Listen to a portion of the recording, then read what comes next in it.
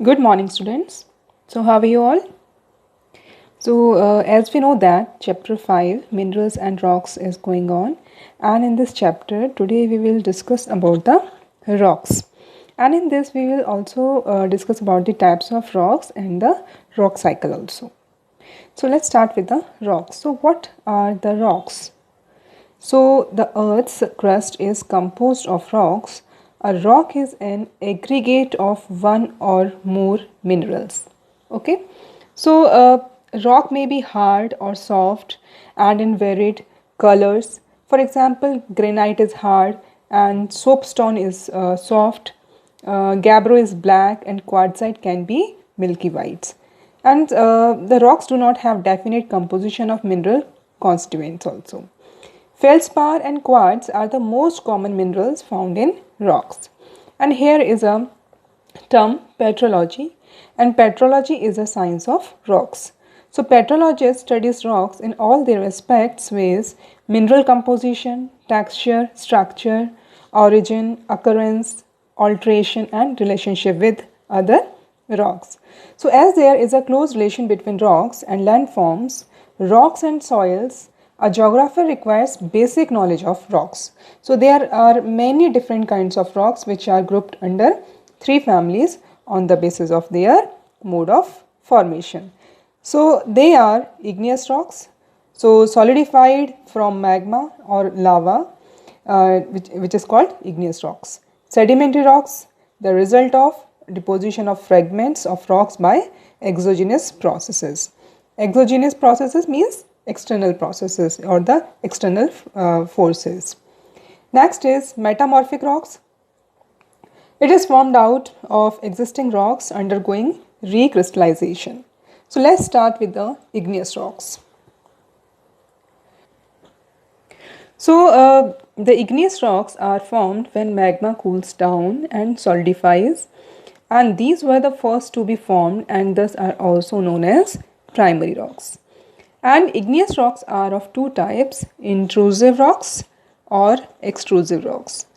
So the rocks that cool below the surface of the earth are called intrusive igneous rocks, and the rate of cooling is low inside the earth. So the crystals formed on cooling are large. So examples are granite and dolerite. And the rocks that cool on the surface of the earth are called extrusive rocks or the extrusive igneous rocks, and these rocks are also known as volcanic rocks also. So due to rapid cooling, the crystals are fine grained, and the examples are basalt. We can take one more example. The Deccan Plateau of India is made up of basalt rocks also. Now come to the characteristics of the igneous rocks. So these rocks are hard and compact, and these rocks do not occur in distinct beds or strata. These rocks do not have remains of animals or plants, and these rocks do not allow water to percolate through them. And other type of rocks are formed from igneous rocks, and valuable minerals such as iron, gold, silver and aluminium are found in these rocks also. Okay, so these are some examples: granite, basalt, gabbro, etc. Next is sedimentary rocks. So rain, wind, ice, plants and animals break rocks into fragments, and these rock fragments are carried away by running water, wind and ice and are deposited in depressions. So the deposited materials are called sediments. The loose sediments are then compressed and hardened to form layers of the rocks. So these are called sedimentary rocks. And sedimentary rocks are formed either mechanically like sandstone, chemically like salt, or organically like coal. So these rocks are the most widespread and cover about 75% of the land, of the total land area of the earth. Now come to the sedimentary rocks के जो characteristics हैं. So these rocks are softer than igneous rocks, and these rocks have horizontal layers arranged one above the other. These rocks are mostly formed underwater and have marks of waves and mud cracks also. And these rocks also contain remains of animals and plants called fossils between the layers.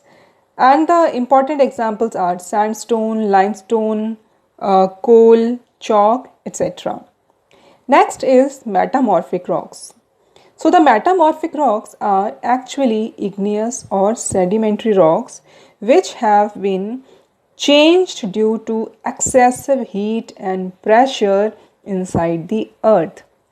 So excessive heat and pressure can change the original properties of rocks such as their color, hardness, texture and mineral composition. So such change are called metamorphic rocks. So the act of metamorphism takes hundreds of years. In due course of time, limestone can change into marble, shale into slate, granite change into gneiss, sandstone into quartzite and so on. And gems can be found in these rocks also. Clear? Now come to the characteristics of metamorphic rocks. So these rocks after changes remain in their original position and they are very hard and have a high specific gravity. And these rocks do not have empty spaces in them. Clear? So here we have discussed about the types of rocks. Now come to the next topic, rock cycle. So rock cycle we will understand by the diagram also. Now you can see here, this is a diagram of rock cycle, and in this you just find, yes.